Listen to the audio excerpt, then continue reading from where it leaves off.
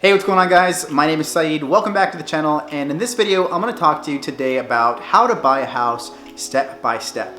I'm a licensed loan officer and I speak to people every single day on how to get themselves pre-approved and make offers on homes to eventually call themselves a homeowner. So hopefully by the end of this video you'll know what to do to go get yourself pre-approved, to go out and make offers on homes and then call yourself a homeowner. So let's get into it. So the first step that you want to do in any transaction is, number one, determine if you can even afford it. You don't want to go out and start looking at homes and really window shop if you don't have the ability to get yourself into a home.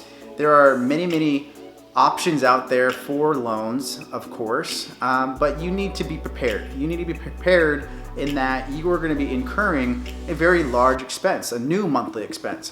Sometimes if you're already renting and you can afford the amount of rent that you're paying right now, and you're just saying, hey, I want to pay that amount that I'm paying in rent to a mortgage. Because at the end of the day, why wouldn't you want to pay the same amount as you are in rent for a mortgage and start building yourself some equity? Meaning building your asset, because a home is an appreciating asset, and if you're paying yourself month in, month out, you're paying down that mortgage, thus creating more of an asset for yourself. So I totally get it. But I always want to be cognizant when I'm speaking with new clients. I want to ask them, what is your monthly mortgage payment goal? And that simply is, what can you afford per month without being home or house broke? The last thing that you want to do is get yourself into a mortgage and pay your mortgage at the end of the month to find out you don't have any money left over for groceries, for fun, for entertainment. Maybe you have a kid, maybe you have kids, whatever it is. You want to have expenses, or at least you want to have a budget built out, knowing that you're going to have money left over at the end of the month so that you can live your life and enjoy it. So that is my first question. What is your monthly mortgage payment goal? Second, you want to know kind of where you want to live. There's a lot of places here where I live in Seattle that are very desirable areas.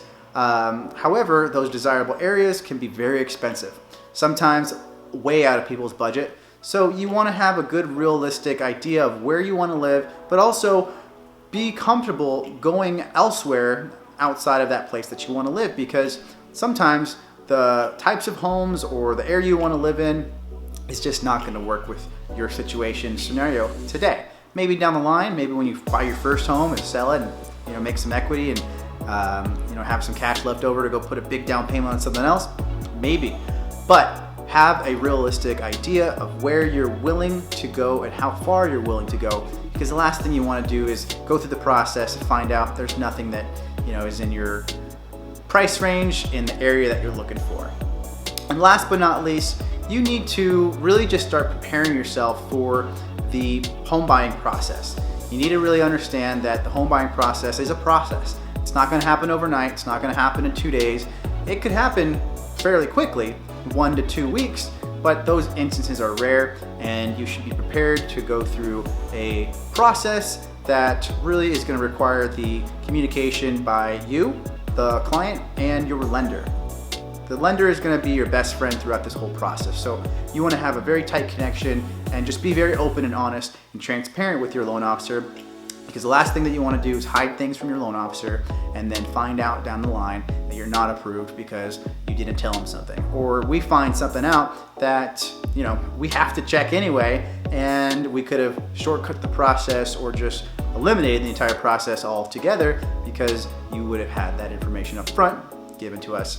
But sometimes that happens. Sometimes people are a little scared, they're dicey about giving information, but it's okay. We're the lender, we're the loan officer. We're gonna be very transparent with you, and we hope that you'll be very transparent with us. So now that we have that out of the way, let's talk about the process of actually getting yourself pre-approved. So the first step is you're gonna apply. You want to apply with your lender, and in that application process, you're going to be putting your basic information: name, email, phone number, date of birth, social security number, where you've lived for the past 2 years, where you've worked for the past 2 years, and then you're going to go through a series of declarations where you're basically just answering a bunch of questions helping us as lenders understand whether or not we can, number one, approve you, and number two, if we need to ask for any additional documentation as we're going through the process.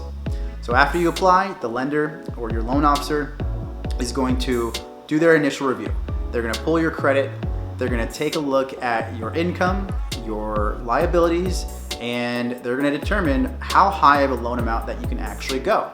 And based on the initial conversation that you had with them, they're going to start to work the numbers to make it work for you. If you have a budget of $2,000 a month for your mortgage payment, they're going to want to make sure that mortgage payment with your principal and interest, your taxes, insurance, any HOA dues, they're going to want to make sure that it is $2,000 or less. Because as a mortgage loan officer, we want to do our best to make you, the client, happy by giving you what you want.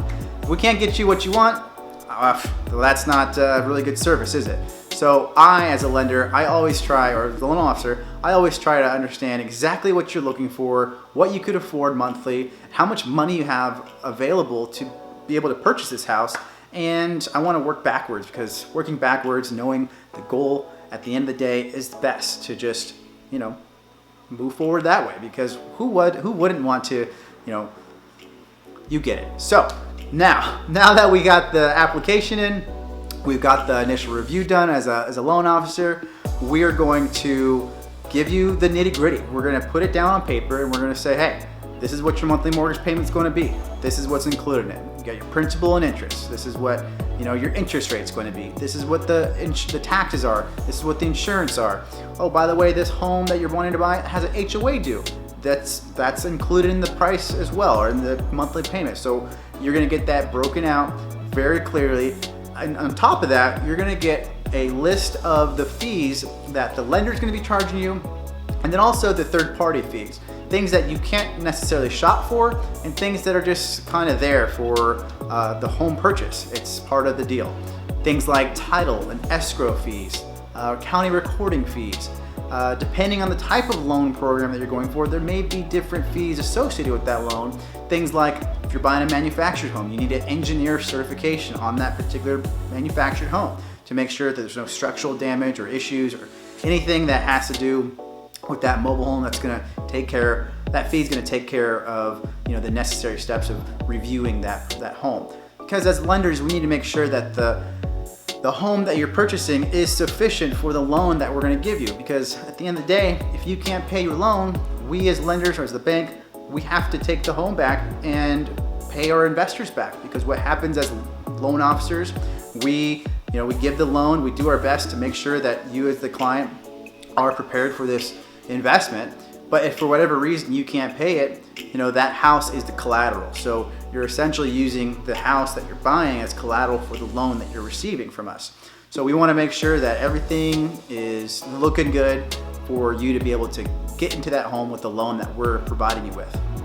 So after you've applied, we've done the initial review, we've sent you your fee breakdown, you see everything on that fee breakdown, we then are able to issue out a pre-approval letter.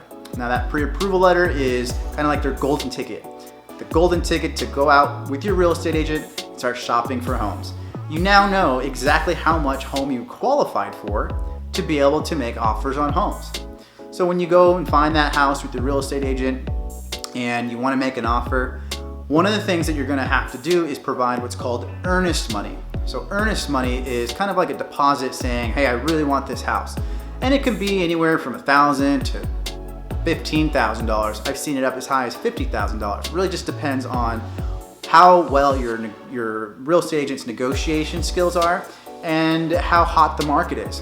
You may need to put more earnest money down depending on the market that you're in. If it's a really hot market and there's more buyers than there are sellers of homes, your real estate agent's going to explain that to you and share the negotiation tactics that they're going to use to help you win the house. So if you put the offer in with your real estate agent, they lay out the terms and you put your earnest money in, let me back up. Before you put your earnest money, you have to get your offer accepted. If you get your offer accepted, you're going to be able to provide that earnest money to the sellers of the home, and that kind of just locks you in the deal. So as you're going through the finishing stages of your financing, after you're getting your loan closed, that earnest money is basically just sitting there in escrow as a kind of, if we as lenders screw up money, we get to keep it. Now, not all the time will the sellers keep your earnest money, but in some cases, if the sellers are in a very competitive market and they have earnest money from you, and they could have got earnest money from somebody else who was willing to pay more than you, they may take your earnest money and say, well, it's not our fault that your financing fell through. Sorry, that's earnest money is there to protect us as sellers.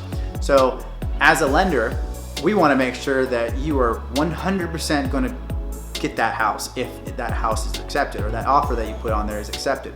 Because at the end of the day, the last thing that you want to do is go make offer on a house, get it accepted, put your earnest money in, and then come to find out you can't even close because the lender that you were working with just didn't look at your scenario well enough. Maybe they didn't calculate your income properly. Maybe they didn't see something on your credit report.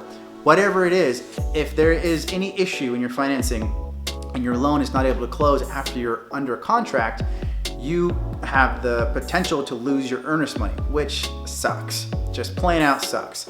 So if that doesn't happen, which if you're working with me, it will never happen. We as lenders never want that to happen to any of our clients because we understand how much time that wastes and how frustrating that can be, and that's never good for future business. So we do our due diligence up front.